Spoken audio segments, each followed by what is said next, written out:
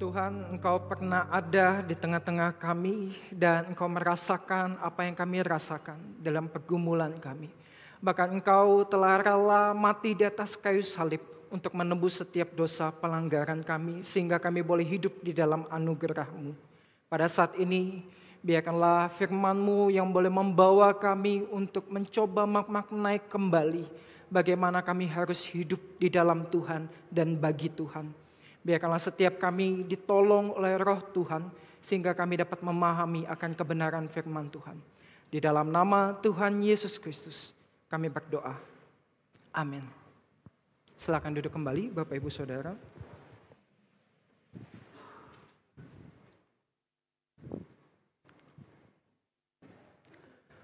Bapak Ibu Saudara yang terkasih, suatu waktu ketika saya berusia mungkin kurang lebih 7 atau 8 tahun, saya duduk di kursi SD kelas 2.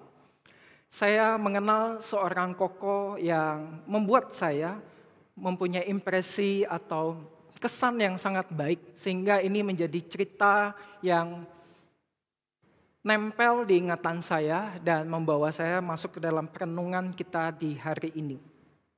Ketika saya duduk di kelas 2 SD, sebagaimana seorang anak kecil, kami itu punya geng permainannya masing-masing begitu ya. Dan saya waktu dulu tinggal di Pontianak, besarnya di Pontianak, dan kami itu biasa kalau main ada gang-gangnya. Dan di dalam gang itu ada geng yang main kelereng, ada geng yang ngejar layangan, ada geng yang suka mencetin pintu bel rumah orang atau ketok rumah orang lalu lari, kabur begitu untuk kesenangan kami. Dan satu waktu seorang koko ini muncul, mungkin dia lebih tua dari saya 3-4 tahun, mungkin sekitar usia 10-11 tahun pada saat itu. Dan saya menyukai koko ini karena sangat baik dan juga kesan yang ditinggalkan itu sangat menempel kepada diri saya. Selang beberapa hari kami saling mengenal, main sama-sama, main kelereng sama-sama, kejar layangan sama-sama, mencetin bel rumah orang sama-sama, melakukan kenakalan-kenakalan anak kecil bersama-sama. Kami jadi akrab dan beberapa hari setelahnya ternyata itu adalah hari ulang tahunnya. Dan dia mengundang saya untuk datang ke pesta ulang tahunnya. Dan untuk datang ke pesta ulang tahun ini saya mempersiapkan diri dengan baik. Karena koko ini saya senang. Saya tanya ke mama saya, minta uang untuk beli hadiah. Mama saya kasih sebagian dan sebagiannya dari uang saku saya. Dan saya beli hadiah yang menurut saya paling baik pada saat itu sebagai seorang anak kecil. Yakni buku tulis 1 pak. Mungkin nggak tahu ya, 1 pak itu mungkin isi 10 atau 12 begitu.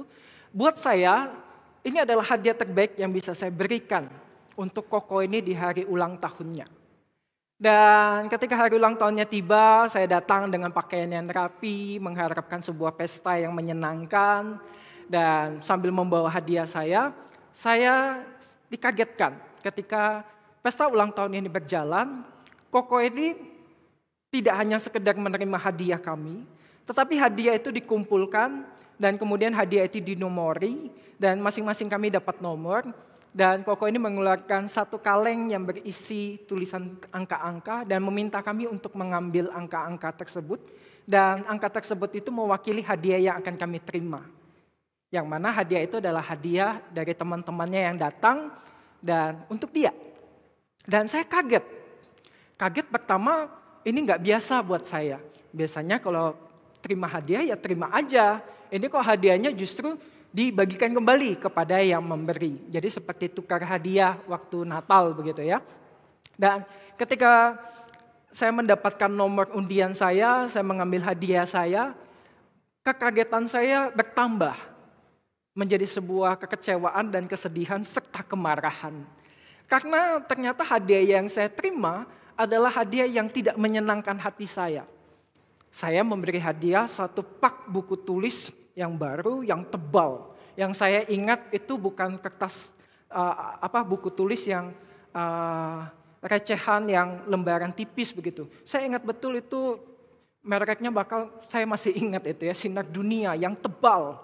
Yang kalau anak-anak itu senang pamer di sekolah, di kelas begitu ya. Ini buku tulisnya yang tebal, bukan yang kaleng-kaleng, yang tipis, yang murahan begitu. Yang kalau ditulis sebelahnya kelihatan tulisannya. Saya ingat betul gitu. Karena buat saya itu hadiah terbaik yang bisa saya siapkan untuk koko yang saya sukai ini. Dan ternyata hadiah yang saya terima membuat saya kecewa dan marah serta sedih. Berkecamuk sebagai seorang anak kecil pada saat itu, saya menerima seperangkat alat mewarnai, pensil warna, yang bukan hanya saya saat itu merasa saya nggak butuh, tetapi justru juga membuat saya marah karena alat tulis ini, pensil warna ini sudah bekas. Sudah bekas, sudah diraut, bahkan ada bagian yang patah pula. Dan ketika membuka hadiah itu saya menjadi sedih, marah, kecewa. Dan sepanjang acara ulang tahun dari Koko ini saya menangis. Koko ini datang merangkul saya, memberikan penghiburan kepada saya, menjanjikan akan kasih hadiah lagi begitu ya. Tapi saya kecewa, saya nangis pada saat itu. Jadi di saat yang lain sedang bersukacita di dalam pesta ulang tahun, saya justru menangis pada saat itu di dalam kekecewaan dan kemarahan saya. Karena apa yang saya harapkan ternyata tidak seperti apa yang saya terima. Dan Bapak Ibu Saudara, mungkin ini adalah kondisi yang sama yang juga diterima oleh kebanyakan orang Yahudi pada saat Minggu Palma yang kita rayakan pada hari ini, yang kita meriahkan pada hari ini untuk masuk ke dalam pekan suci kita di dalam prapaskah kita yang akan kita mulai dari hari Kamis Putih, Jumat Agung, Sabtu Sunyi, dan Minggu Paskah. Mari saya mengajak kita masuk ke dalam bacaan renungan kita. Bacaan renungan kita terdapat di dalam Yohanes pasal yang ke-12, ayat yang ke-12 hingga kepada ayat yang ke-19. Dan kemudian saya akan sambung kepada satu ayat, yakni Yohanes pertama, ayat yang ke-29. Yang akan menjadi satu jembatan bagi kita untuk memaknai kembali Minggu Palma yang saat ini sedang kita rayakan bersama-sama. Yohanes pasal yang ke-12, ayat yang ke-12 hingga yang ke-19. Keesokan harinya ketika orang banyak yang datang merayakan pesta mendengar bahwa Yesus sedang di tengah jalan menuju ke Yerusalem. Mereka mengambil daun-daun palem yang seperti Bapak Ibu lihat yang berada di lorong bangku Bapak Ibu Saudara yang seringkali dilambangkan atau menyimbolkan tanda kemenangan. Seperti orang-orang Yunani melambangkan tanda kemenangan itu dengan daun zaitun. Jadi kalau Bapak Ibu lihat Olimpiade, ada mahkota daun zaitun, itu adalah tanda kemenangan, simbol daripada kemenangan. Sama dengan daun palem yang Bapak Ibu lihat di lorong daripada bangku ruang ibadah kita. Mereka mengambil daun-daun palem dan pergi menyongsong dia sambil berseru, Hosana, Hosana, diberkatilah dia yang datang dalam nama Tuhan Raja Israel. Raja Israel. Yesus menemukan seekor keledai muda, lalu ia naik ke atasnya seperti ada tertulis di dalam Zakaria pasal yang ke-9 ayat yang ke-9 dalam nubuatan Nabi Zakaria. Jangan takut, hai putri Sion. Lihatlah rajamu datang duduk di atas seekor anak keledai. Bukan seekor kuda yang gagah perkasa, tetapi seekor anak keledai yang menjadi lambang dari sebuah kelemahan. Mula-mula murid-murid Yesus tidak mengerti akan hal itu. Tetapi sesudah Yesus dimuliakan, teringatlah mereka bahwa nas itu mengenai dia. Dan bahwa mereka telah melakukannya juga untuk dia. Orang banyak yang bersama-sama dengan dia ketika ia memanggil Lazarus keluar dari kubur dan membangkitkannya dari antara orang mati, memberi kesaksian tentang dia. Sebab itu orang banyak itu pergi menyongsong dia, menyambut dia. Karena mereka mendengar bahwa Yesus yang membuat mujizat itu. Maka kata orang-orang Farisi kepada yang lain, kamu lihat sendiri bahwa kamu sama sekali tidak berhasil. Lihatlah, seluruh dunia datang mengikut Yesus. Dan Yohanes pasal yang pertama ayat yang ke-29 yang akan menjadi jembatan bagi kita untuk melihat pemaknaan kita di Minggu Palma ini ketika Yesus dielu-elukan masuk ke dalam Yerusalem dalam Minggu Palma ini. Pada keesokan harinya, Yohanes melihat Yesus datang kepadanya dan dia berkata, "Lihatlah anak domba Allah yang menghapus dosa manusia." Bapak Ibu Saudara, lihatlah anak domba Allah. Ini yang akan menjadi perenungan bagi kita semua. Saya mencoba untuk merangkainya di dalam ADA, anak domba Allah ini. Bagian yang pertama adalah A. Minggu Palma ini membawa kita, mengingatkan kita kembali supaya arah kehidupan kita ini yang telah diubahkan, yang telah dibenarkan oleh Allah, yang telah ditebus dari dosa pelanggaran kita, dari manusia lama kita ini, yang telah diperbaharui untuk masuk, untuk melihat kehidupan kita ini, pusatnya bukan lagi diri kita. Tetapi pusatnya adalah Yesus Kristus, Allah itu sendiri. Kalau kita dulunya mungkin datang ke gereja ini karena ya di gereja ini teman saya pernah kasih tahu saya kalau doa kita di gereja ini doanya didengar. Beda kalau di rumah yang sana atau peribadatan yang di sana atau di rumah ibadah yang mana, beda.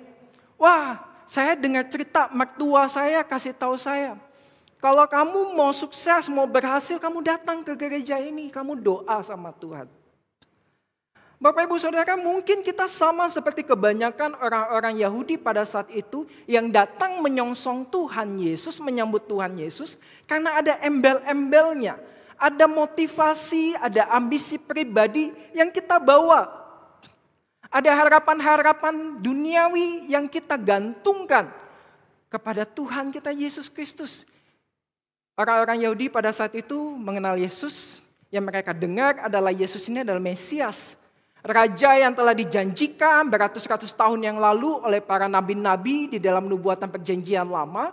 Seorang raja yang akan membawa mereka kepada kebebasan dan kelepasan, kesejahteraan hidup. Mereka yang pada saat itu dikuasai oleh bangsa Romawi sedang menanti-nantikan satu sosok pemimpin yang mampu membawa mereka keluar dari kesusahan hidup mereka pada saat itu. Dan mereka berharap pribadi itu adalah Yesus. Sehingga tanpa ragu mereka mendengar bahwa Yesus akan datang, mereka segera mengambil daun palma, bahkan beberapa di dalam catatan Injil Sinoptik yang lain, melepaskan jubahnya, meletakkannya di tanah, dan membiarkan Yesus melewati jalan yang dia lalui. Kebanyakan orang Yahudi pada saat itu mengagungkan Tuhan Yesus karena mereka menyimpan harapan-harapan yang mereka punya. Harapan-harapan duniawi akan kesembuhan, harapan-harapan duniawi akan kesejahteraan hidup, harapan-harapan duniawi akan kelepasan terhadap masalah-masalah finansial, harapan-harapan duniawi yang mungkin saat ini pun kita simpan, yang pada saat ini pun sedang kita naikkan di dalam doa-doa kita. Namun Yohanes di dalam pembukaan kitabnya mencatatkan bahwa Yohanes Pembaptis itu ketika Yesus datang untuk dibaptis olehnya, menyambut Yesus bukan hanya sekedar raja yang akan membebaskan dari semua hal-hal duniawi ini, tetapi adalah seorang sosok yang telah disiapkan oleh Allah Bapa untuk menjadi anak domba korban sembelihan untuk menebus setiap dosa pelanggaran manusia. Untuk kebutuhan yang lebih beyond, melampaui daripada apa yang kita butuhkan secara manusiawi. Yakni kebutuhan kita untuk memulihkan relasi kita dengan Allah kita. Kebutuhan kita untuk dibebaskan dari dosa-dosa pelanggaran kita, hutang dosa masa lalu kita. Jadi Yohanes membawa kita untuk melihat bahwa dia bukan hanya sekedar Mesias. Yang kalau kita baca di dalam Yohanes pasal pertama, kita juga akan menemukan ketika Yesus telah dibaptis, Yesus mencari para murid-murid, memanggil murid-murid yang ada. Murid-murid mengenalinya sebagai seorang Mesias. Sebagai seorang raja yang memang telah dijanjikan di dalam perjanjian lama oleh nubuatan para nabi.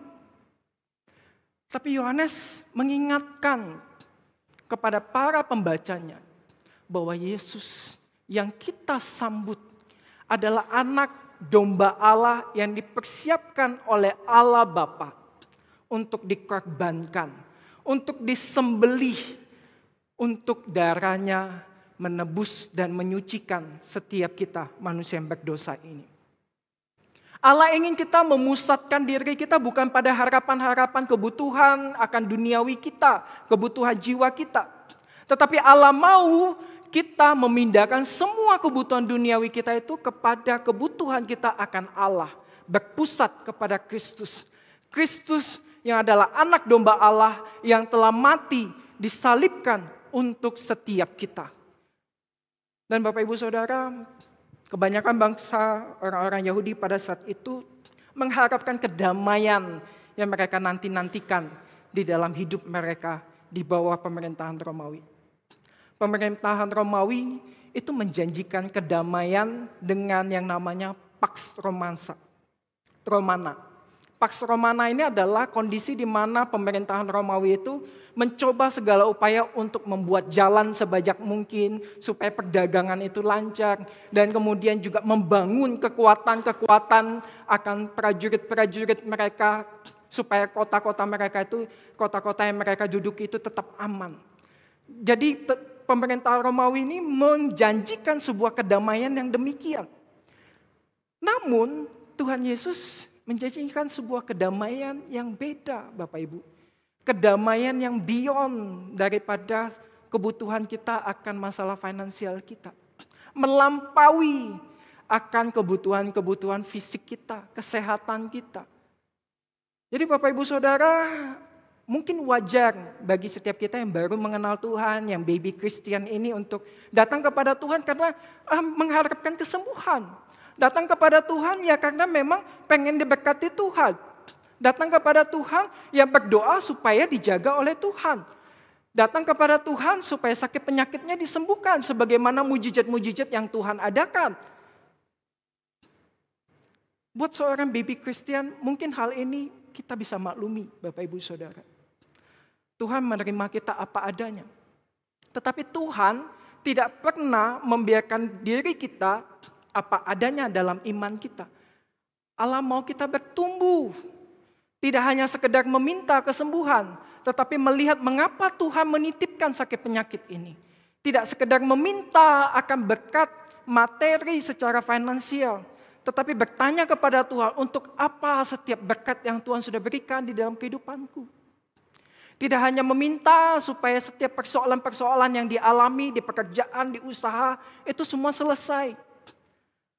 Tetapi dapat meminta dan melihat untuk apa Tuhan menghadirkan saya di tengah-tengah konflik rumah tangga ini. Untuk apa Tuhan mengizinkan konflik ini terjadi di tempat usaha saya.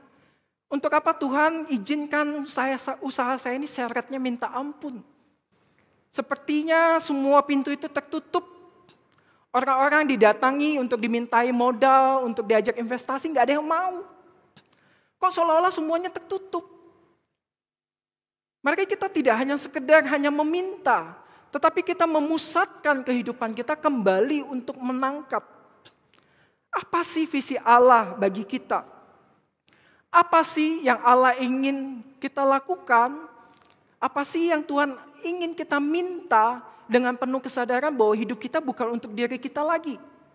Tapi hidup kita ini adalah untuk Tuhan, memuliakan Tuhan. Bapak Ibu Saudara, banyak orang Yahudi pada saat itu datang menyongsong Tuhan Yesus sambil membawa dedaunan palem untuk mengagungkan Tuhan Yesus karena Yesus melakukan sesuatu untuk mereka. Yang buta melihat, yang lumpuh berjalan. Semua yang punya persoalan terselesaikan. Mereka datang karena mereka membawa harapan ini, Bapak Ibu Saudara. Namun Yesus tidak mau kita hanya sekedar melihat akan setiap hal-hal yang duniawi, hal-hal yang fisik. Tapi Yesus mau membawa kita untuk melihat bahwa hidup kita ini telah dibayar lunas. Dan hidup kita ini hanya untuk Tuhan. Maka kita kembali fokuskan, kembali pusatkan kembali hidup kita ini hanya kepada Kristus semata yang telah membayar lunas hidup kita. Bagiku hidup adalah Kristus. Mati adalah keuntungan. Ini adalah apa yang Paulus katakan. Dan Paulus mengalami pembentukan yang luar biasa daripada Tuhan di dalam masa hidupnya ketika dia mengenal dan menyerahkan diri kepada Tuhan. Dan demikian pun Tuhan mau, Bapak Ibu Saudara, bahwa kita juga melihat bahwa harapan-harapan yang dihadirkan oleh Tuhan Yesus itu bukan harapan-harapan yang sekedar duniawi, tetapi harapan-harapan yang melampaui apa yang kita butuhkan sebenarnya saat ini. Maka kita jangan sama seperti kebanyakan orang Yahudi pada saat itu, apalagi kita seperti para orang-orang Farisi dan juga imam-imam besar pada saat itu, yang melihat kehadiran Tuhan Yesus itu bukan sebagai sebuah harapan, tetapi mereka melihat kehadiran Tuhan Yesus itu sebagai ancaman. Jika kita melihat teks sebelum bacaan kita ini, kita akan menemukan ada beberapa nas yang akan membawa kita melihat bahwa begitu luar biasa penggenapan akan nubuatan-nubuatan Allah yang hadir di dalam Yesus Kristus. Kita melihat pada bagian awal pasal 12, kita akan menemukan Maria yang mengurapi kaki Tuhan Yesus dengan minyak narwastu yang begitu mahal, yang disangkal oleh Yudas, oleh karena bagi Yudas itu pemborosan. Maria memberi apa yang terbaik daripadanya untuk mengurapi Yesus. Pengurapan itu adalah tanda kepada raja ketika raja itu akan diangkat menjadi seorang pemimpin dan penguasa. Tapi Yudas tidak melihat itu. Yudas hanya melihat uangnya. Maria memberi yang terbaik dari apa yang dia punya. Tapi Yudas memberi terbaik dari apa yang orang lain punya. Dia berkata, Tuhan sayang kalau itu dikasih, beli makan, kasih makan orang lebih banyak. Lebih bisa memuliakan Tuhan. Tetapi Tuhan berkata, orang miskin akan selalu ada padamu. Tetapi aku tidak akan ada lagi padamu saat ini. Maria melakukan bagiannya yang terbaik karena Maria menangkap apa yang Tuhan sedang kerjakan di dalam kehidupan dirinya dan kehidupan orang banyak pada saat itu. Maria memberi yang terbaik. Maria melihat kehadiran Tuhan Yesus sebagai pengharapan bahwa hidupnya akan dipimpin kepada arah yang benar. Bukan hanya baik, tapi arah yang benar. Dan setelahnya kita akan menemukan nas tentang di mana Lazarus itu diancam dan akan dibunuh oleh para imam-imam. Lazarus yang telah dibangkitkan oleh Tuhan Yesus ini, itu ingin dibunuh oleh para imam. Mereka melihat bahwa kehadiran Tuhan Yesus yang mengadakan banyak mujizat, yang banyak mengubah kehidupan orang itu sebagai sebuah ancaman terhadap kekuasaan yang mereka miliki. Mereka melihat bahwa kehadiran Tuhan Yesus itu justru sebagai sesuatu yang threatening, sesuatu yang gak menyenangkan. Oleh karena mereka masih menginginkan hal-hal duniawi, mereka tidak bisa melihat sesuatu yang ilahi, yang hadir di dalam diri Yesus Kristus. Bapak Ibu Saudara, mari kita pusatkan kembali kehidupan kita hanya kepada Kristus. Sesuatu yang ilahi yang hadir di dalam diri kita, yang telah menyuci kuduskan kita, membenarkan kita. Mari kita juga merelakan hati kita meninggalkan semua kedagingan dan kemanusiaan kita. Dan kita lihat sesuatu yang ilahi yang Tuhan sedang siapkan. Dan yang Tuhan juga rindu kita ambil bagian di sana. Mari kita tidak sekedar hanya datang menyambut Tuhan dengan daun palem tanda kemenangan itu. Tetapi juga menghidupi kemenangan-kemenangan itu. Meninggalkan kedagingan kita, meninggalkan semua keinginan-keinginan, ambisi pribadi kita. Dan kemudian memurnikan diri kita. Dimurnikan setiap waktu, mengalami metanoia, pembaharuan akal budi yang terdapat dalam Roma 12. Kita tidak lagi tinggal bersama-sama dengan dunia. Kita dikuduskan, dipisahkan untuk hidup bersama dengan Allah, dengan cara pikir Allah, cara hidup Allah. Kita adalah anak-anak Allah yang dikhususkan, yang seharusnya menyambut Tuhan dengan sesuatu yang melampaui apa yang dunia lakukan untuk menyambut Tuhannya. Yang dunia lakukan untuk menyambut Tuhannya, mereka datang beribadah, mereka rajin persekutuan, mereka rajin melayani Tuhan, mereka kasih persembahan bukan cuma 10%, 20, 30, bahkan 90%, bahkan semua dari apa yang mereka punya. Tetapi mereka tidak menghidupkan Kristus di dalam dirinya. Tuhan, aku minta kesembuhan. Tapi kalau Tuhan masih izinkan sakit ini hadir di dalam diriku, berikan aku kekuatan. Supaya aku dapat menyaksikan meskipun badanku digerogoti oleh penyakit, tetapi Tuhan masih bersama dengan aku, memampukan aku. Jadikan aku kesaksian. Jadikan aku penguatan bagi orang lain yang membutuhkan. Jadikan aku berkat buat mereka yang sedang menanti-nantikan jawaban Tuhan. Jadikan aku penghiburan Tuhan. Meskipun kondisi keuanganku susah, tapi Tuhan, aku masih mau memberi. Dan ketika aku memberi Tuhan, jaga sikap hatiku. Supaya aku memberi bukan karena aku ingin tampil, bukan karena memang lebih daripada uangnya nggak kemana-mana. Tetapi aku memberi karena aku tahu bahwa aku sungguh nggak layak memberi kepada Tuhan, tapi Tuhan masih mau pakai aku memberi. Tuhan masih mau memberi aku berkat. Bapak Ibu Saudara boleh gak minta kaya? Selalu saya bilang boleh, kenapa tidak? Tetapi ingat, kekayaanmu untuk apa? Mari kita melampaui apa yang jadi ambisi pribadi kita. Kita bawa, pusatkan hidup kita kepada Tuhan. Kita murnikan setiap waktu pemikiran kita. Bapak Ibu Saudara, orang-orang Yahudi kebanyakan pada saat itu menanti-nantikan seorang Mesias, pemimpin raja yang gagah perkasa. Yang mungkin kalau digambarkan itu membawa pedang yang tajam, menunggangi kuda yang gagah perkasa, yang diiringi oleh prajurit-prajurit seperti bangsa Romawi. Yang di belakangnya itu juga diiringi oleh tawanan-tawanan kalah perang, dengan panji-panji yang patah dari kerajaan yang dikuasai. Itu yang diharapkan oleh orang Yahudi kebanyakan pada saat itu, Bapak Ibu Saudara. Sehingga ketika mereka melihat bahwa ternyata Yesus yang mereka sambut, yang mereka anggap raja itu, ketangkap, diadili, dicambuk, didera, bahkan disalibkan. Mereka berubah sikap dengan seketika, Bapak Ibu Saudara, ketika doa dan harapannya tidak terjawab. Sama seperti saya, Harry kecil yang umur 7-8 tahun itu. Ketika harapannya pupus, harapannya itu enggak sesuai. Dia nangis, dia kecewa, dia marah, dia berubah sikap. Dan saya enggak mau ketemu lagi dengan Koko itu, Bapak Ibu Saudara. Satu, karena saya marah, dua, karena saya sedih.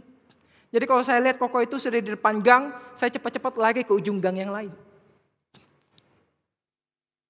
Ini kita manusia, Bapak Ibu Saudara, kita jadi kecewa, kita jadi marah, kita lari daripada Tuhan, karena kita dapati ternyata kok Tuhan kok lama banget jawab doa saya. Bahkan Tuhan tidak jawab doa kita. Kita yang minta mobil, kok tetangga yang kedatangan mobil. Kita yang minta untuk bisa hidup tenang, kok banyak banget masalah yang datang. Bahkan masalah gereja lagi. Mohon maaf ya. Bapak Ibu majelis, masalah gereja lagi, kita minta damai, datang sama Tuhan. Loh kok masalahnya gak selesai-selesai?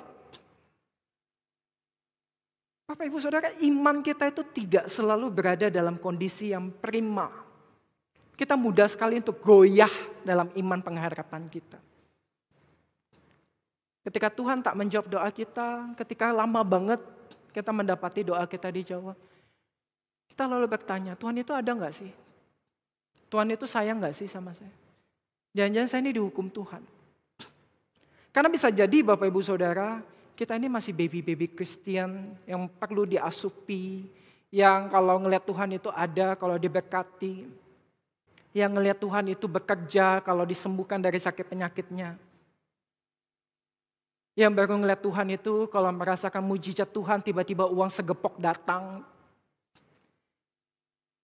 Kita baru bisa melihat Tuhan kalau Tuhan itu tampak seolah-olah menunjukkan kebaikan dalam hal duniawi, hal-hal yang fisik. Kita sulit sekali untuk melihat Tuhan versi di dalam apa yang dicatatkan oleh Injil-Injil.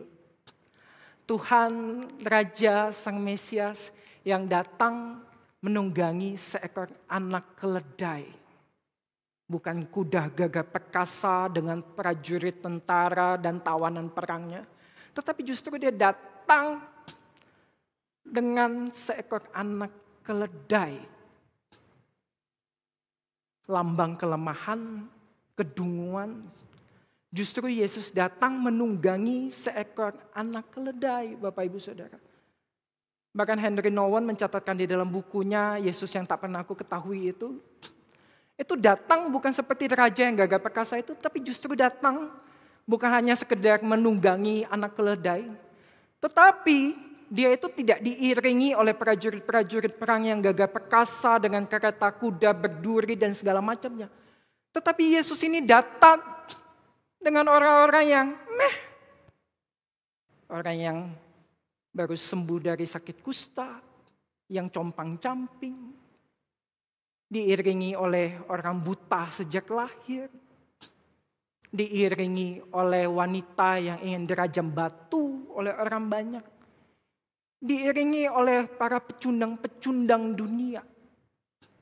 Bapak Ibu Saudara, apa yang diharapkan dan apa yang Yesus tunjukkan, hadirkan, itu tampak berbeda bagi dunia ini. Tetapi para anak-anak Tuhan dapat melihat ada kemuliaan yang jauh lebih besar yang Yesus tunjukkan kepada orang-orang banyak pada saat itu. Mereka yang tersisih dari dunia, itu yang dirangkul oleh Tuhan Yesus. Mereka yang terbuang dari dunia, itu yang dirangkul oleh Tuhan Yesus. Mereka yang hidup di dalam dosa, dihakimi oleh orang-orang di sekitarnya, justru itu yang dirangkul oleh Tuhan Yesus. Itu adalah kemuliaan yang ingin Tuhan tunjukkan kepada kita. Ketika memasuki Yerusalem, Tuhan juga ingin kita melihat bahwa Raja ini adalah anak domba Allah yang sedang disiapkan oleh Bapaknya untuk disembelih, yang darahnya itu ditorehkan di dalam hidup kita supaya kita itu dikuduskan, disucikan, dilewatkan dari penghukuman daripada Allah. Kalau kita kembali ke dalam perjanjian lama, ini ada 10 kutuk yang Allah lakukan kepada bangsa Mesir. Dan kutuk yang ke-10 inilah ketika Allah meminta bangsa Israel itu untuk menyembelih anak domba dan melaburkan darahnya di pintu-pintu rumah mereka supaya anak-anak sulung mereka terlewatkan dari kematian.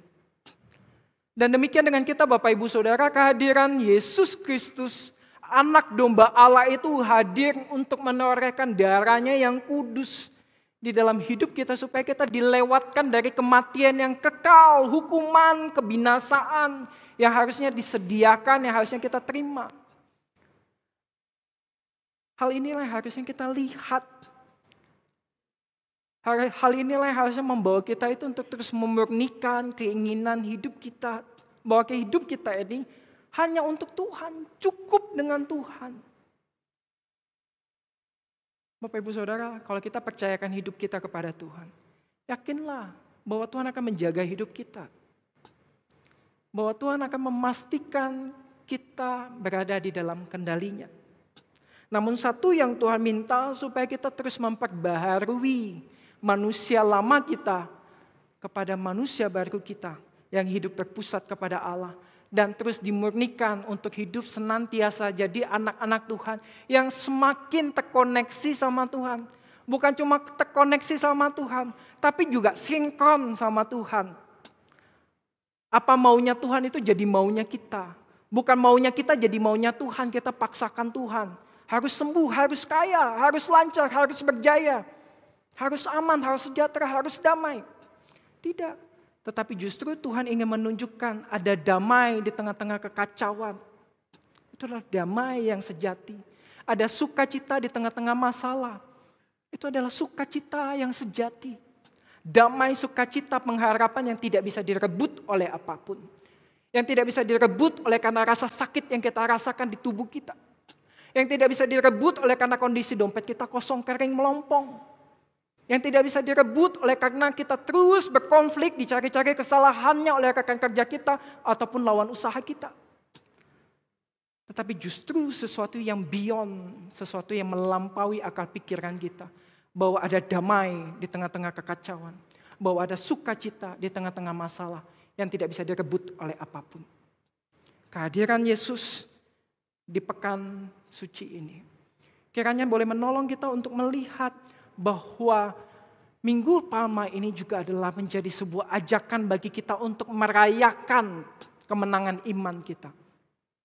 Merayakan sebuah pesta bahwa ada sebuah penebusan besar yang sedang diadakan bagi kita. Mari ketika kita bersama-sama masuk dalam pekan suci ini, dalam Minggu Palma ini, kita bukan hanya sekedar mengangkat daun-daun palma itu tanda kemenangan, tetapi kita menang atas diri kita, menang atas kedagingan kita, dan mengajak orang lain untuk juga punya hidup yang berkemenangan. Hidup berkemenangan yang seperti apa? Damai di tengah-tengah akan semua kekacauan, sukacita di tengah-tengah semua masalah. Kemenangan inilah yang mau bersama-sama kita raih. Mari kita ajak orang-orang yang ada di sekitar kita. Mari kita nyalakan pengharapan kita, roh kita. Oleh karena kita masih tinggal di dunia ini, Bapak Ibu Saudara. Iblis gak tinggal diam. Iblis akan terus cari celah untuk meniup api roh kita. Melemahkan kita. Ngapain kamu datang ke gereja? Sakitmu gak sembuh-sembuh? Ngapain kamu datang ke gereja? Sibuk di gereja melayani Tuhan. Usahamu gak ada yang ngurusin. Ngapain kamu datang ke gereja? Masalah keluargamu gak selesai-selesai. Ngapain kamu datang ke gereja?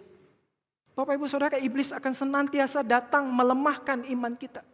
Oleh karena itu, pada minggu ini, ketika kita bersama-sama memaknai Minggu Palma ini, kita angkat tinggi-tinggi iman pengharapan kita.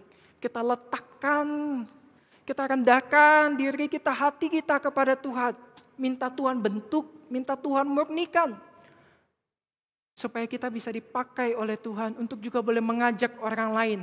Merayakan kehidupan bersama-sama. Oleh sebab apapun yang terjadi, kita sudah menang di dalam Tuhan. Apapun masalah yang saat ini sedang kita hadapi, kita sudah menang bersama dengan Tuhan. Sebab Tuhan telah mati di atas kayu salib. Dan kayu salib ini adalah tanda kemenangan kita. Tanda kemenangan kita atas kedagingan kita, kemanusiaan kita, harapan-harapan palsu kita. Mari kita ajak orang-orang yang ada di sekitar kita. Dengan cara apa Bapak Ibu Saudara? Dengan cara hiduplah jadi anak-anak Tuhan. Bersaksilah di tengah-tengah sakit penyakitmu. Bersaksilah di tengah-tengah usahamu yang seret. Bersaksilah di tengah-tengah kondisimu yang tidak gampang di dalam keluarga. Bersaksilah jadi anak Tuhan yang masih bertahan di tengah-tengah kondisi yang kacau. Tapi masih tetap bisa merasakan ada damai yang Tuhan hadirkan. Bukan damai Pax Romana yang dihadirkan oleh tentara Romawi dengan jalan-jalan perdagangan yang mereka bangun, dengan tentara-tentara luar biasa yang mereka miliki, dengan kekuatan militer yang ada. Tetapi dengan kekuatan daripada Allah. Kekuatan rohani, spiritual, yang kita yakini bahwa Allah itu tidak tinggal diam membiarkan kita diserang oleh kondisi kita, keadaan kita, diserang oleh iblis-iblis yang ada. Tetapi Allah akan mengirim para malaikat-malaikatnya. Siapa malaikat-malaikatnya Bapak Ibu Saudara? Bapak Ibu Saudara. Malaikat-malaikat yang Tuhan mau kirim untuk membantu anak-anaknya yang saat ini sedang berperang. Sedang melawan kedagingannya. Sedang berjuang dengan kondisi ekonominya. Sedang bertahan dengan rasa sakitnya. Tuhan mau Bapak Ibu Saudara menjadi bagian dari tentara-tentara surgawi yang ikut serta. Bukan hanya menyambut Tuhan, tetapi juga memperkenalkan Tuhannya kepada orang-orang yang sedang membutuhkan Tuhan. Bapak Ibu Saudara, mari bersama-sama kita rayakan kemenangan iman kita dengan mengajak orang-orang lain untuk juga ikut serta menyambut Tuhan kita. Dalam Yohanes pasal yang pertama ayat yang ke-46, seorang murid Tuhan Yesus yang bernama Nathanael ketika Yesus datang untuk memilih dan menjemput para murid-muridnya yang pertama, itu mendengar kesaksian bahwa ada seorang Mesias, seorang Raja, dan murid-murid yang lain ikut kepada Yesus dan memperkenalkannya kepada Nathanael. Dan Nathanael ngomong seperti ini Bapak Ibu Saudara. Mungkinkah sesuatu yang baik datang dari Nazaret? Yesus datang dari Nazaret. Nazaret itu stigmanya jelek Bapak Ibu Saudara. Sebuah daerah yang sangat buruk sekali. Sehingga Nathanael meragukan. Masa iya Mesias datang dari tempat yang begitu buruk? Belum lagi Nathanael belum tahu. Yesus lahir di kandang binatang yang hina. Nathanael mengungkapkan ini Bapak Ibu Saudara. Tapi jikalau kita baca dalam Yohanes pasal yang pertama, kita mendapati Yesus menangkap Nathanael dengan berkata, Nathanael, aku melihat engkau, aku tahu engkau, aku kenal engkau. Kaget. Dan seketika Nathanael langsung memahami bahwa betul ini adalah Tuhan Yesus. Bahwa betul ini adalah Yesus Sang Mesias. Oleh sebab Yesus ini mengenal dirinya dengan sangat baik. Dan Nathanael mengikut Yesus, Sang Anak Domba Allah yang diperkenalkan Yohanes Pembaptis di dalam bacaan Yohanes yang pertama. Ini Sang Anak Domba Allah yang dilayakkan oleh Allah untuk jadi anak domba sembelihan menebus dosa pelanggaran kita. Sehingga Bapak Ibu Saudara, hari ini mari kita juga bertanya, mungkinkah sesuatu yang baik juga datang dari diri kita? Manusia yang berdosa ini, manusia yang luar biasa bobrok ini dengan hutang masa lalunya. Adakah sesuatu yang baik bisa datang dari diri kita? Jawabannya adalah ya, Bapak Ibu Saudara. Sebab Yesus telah datang dalam hidupan kita. Dan kita menyambut Yesus. Dan mari kita juga perkenalkan Yesus kepada orang-orang lain. Supaya orang-orang lain juga dapat menyambut Tuhan kita, Yesus Kristus, Sang Anak Domba Allah. Dan Bapak Ibu Saudara, ketika Bapak Ibu Saudara datang masuk ke dalam ruang ibadah ini, Bapak Ibu Saudara telah diberikan selembar kertas dan juga alat tulis. Hari ini bersama-sama kita akan menyalakan, menghidupkan, menjaga api pengharapan kita dengan menuliskan pokok-pokok doa kita, harapan-harapan kita. Bukan hanya sekedar harapan duniawi kita Bapak Ibu Saudara. Mari kita pusatkan semua harapan kita itu kepada Kristus. Kalau kita minta kesembuhan, apa yang bisa kita muliakan kepada Tuhan lewat kesembuhan kita? Kalau kita minta usaha kita lancar, apa yang kita inginkan supaya Tuhan disaksikan, dimuliakan? Mari tuliskan pokok-pokok doa Bapak Ibu Saudara di selembar kertas yang Bapak Ibu Saudara telah terima. Namun jika ada di antara Bapak Ibu Saudara yang belum menerima, saya harap untuk mengangkat tangan supaya bisa dilayani oleh para hamba Tuhan untuk diberikan lembar kertas pokok doanya. Dan lembar pokok doa ini Bapak Ibu Saudara boleh tuliskan nama, boleh juga tidak tuliskan nama. Namun pokok doa ini akan dikumpulkan kembali dan akan didoakan di Jumat siang di dalam rangkaian doa puasa dalam pekan suci Prapaskah ini. Jadi kami panitia, hamba Tuhan, majelis, dan juga pengurus, dan juga jemaat yang hadir di Jumat siang rindu untuk mendoakan pergumulan daripada Bapak Ibu. Silakan tuliskan, saya berikan waktu beberapa menit kepada Bapak Ibu untuk menuliskan pengharapan-pengharapan yang saat ini dirindukan, yang sedang didoakan. Tapi ingat Bapak Ibu Saudara, apa yang engkau doakan, mari engkau doakan sambil mengingat bahwa itu semua untuk memuliakan Allah. Itu semua untuk Allah. Karena Tuhan sendiri berkata, mintalah apa saja yang engkau kendaki, engkau akan menerimanya. Namun kita jangan lupa Bapak Ibu Saudara, bahwa firman Tuhan juga tertulis, jikalau engkau di dalam aku dan aku di dalam engkau, mintalah apa saja, maka engkau akan menerimanya. Karena seorang anak Tuhan tidak lagi sembarangan meminta untuk kepentingan dirinya, keegoisannya, kepentingan diri pribadinya, kedagingannya. Tetapi anak Tuhan akan meminta dengan hikmat Tuhan, karena dia tahu apa yang Tuhan ingin kerjakan di dalam hidupnya. Apa yang Tuhan ingin kerjakan di dalam usahanya. Apa yang Tuhan ingin kerjakan lewat kesehatan fisiknya. Apa yang Tuhan ingin kerjakan di dalam setiap persoalan hidupnya. Mari Bapak Ibu Saudara, silakan tuliskan setiap pokok-pokok doa yang Bapak Ibu Saudara rindukan untuk dijawab oleh Tuhan, dan kami akan mendoakannya bersama-sama pada hari Jumat siang.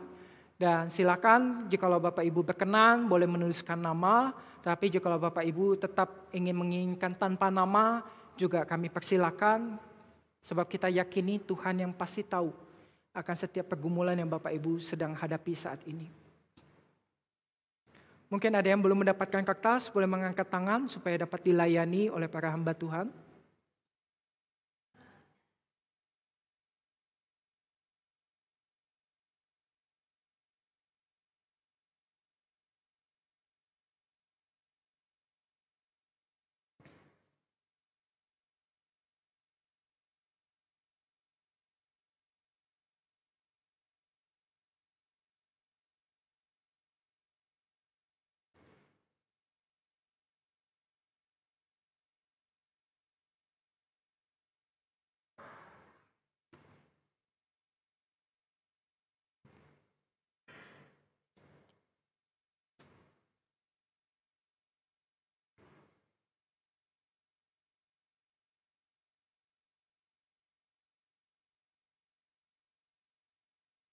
Bapak Ibu yang telah selesai, saya rindu untuk ajak kita semua bangkit berdiri.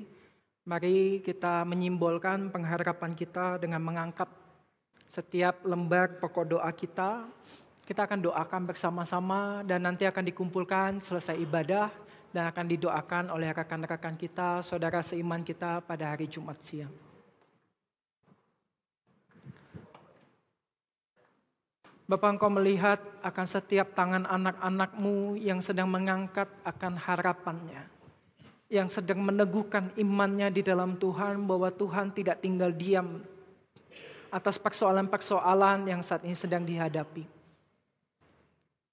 Kami berdoa ya Bapa, bahwa kami untuk memahami isi hati Tuhan, sehingga kami tidak sembarangan meminta, tetapi kami meminta dengan penuh kesadaran bahwa kami adalah anak-anak Tuhan yang mengenal, memahami isi hati Tuhan. Mengenal visi misi Tuhan atas hidup kami, panggilan Tuhan atas hidup kami. Biarkanlah setiap pergumulan kami, atau mungkin setiap nama-nama yang kami rindu untuk ajak kenal Tuhan Yesus. Boleh Tuhan jawab, boleh Tuhan tolong. Teguhkan iman kami Tuhan, meskipun mungkin ternyata kami tidak mendapati jawaban atas doa-doa kami. Mungkin Tuhan menunda waktunya bagi kami. Kami berdoa Tuhan, berikan kami hikmat dan biarkan roh kami juga boleh merespon kepada kehendak Tuhan atas setiap pergumulan-pergumulan kehidupan kami. Sehingga ketika kami menyambut Tuhan kami Yesus Kristus, kami menyambutnya dengan satu pemahaman bahwa ada sesuatu yang di luar, sesuatu yang melampaui daripada kebutuhan duniawi kami, keinginan manusiawi kami, kedagingan kami. Kami dapat melihat bahwa ada sesuatu yang Tuhan mau hadirkan di dalam hidup kami untuk jadi berkat bagi orang lain, untuk memuliakan Tuhan lewat kehidupan kami. Ya Tuhan, beranugerahlah kepada setiap kami. Teguhkanlah iman kami untuk boleh memiliki damai yang tidak bisa direbut oleh apapun. Sukacita, ucapan syukur yang melimpah yang tidak dipengaruhi oleh kondisi apapun. Bawa kami untuk melihat Tuhan sebagai sesuatu yang cukup bagi kami. Sehingga di dalam minggu ini ketika kami memaknai akan rangkaian Paskah kami menemukan bahwa Tuhan terlebih dahulu telah datang sebagai anak domba Allah menjadi korban penebusan bagi hidup kami. Yang seharusnya kami dihukum, dibinasakan. Tetapi justru kami mendapat anugerah, kami diselamatkan dan memperoleh hidup yang kekal masuk menjadi bagian kerajaan Allah yang sejati dan yang kekal itu. Bawa kami untuk melihat sebuah kebutuhan rohani spiritual yang lebih besar daripada ambisi pribadi kami ya Tuhan. Ini kami anak-anak-Mu. Tolong kami semua ya Bapa. Sebab sungguh kami butuh Engkau hadir di dalam hidup kami. Membawa kami kepada harapan yang sejati. Yakni harapan di dalam Yesus Kristus. Amin.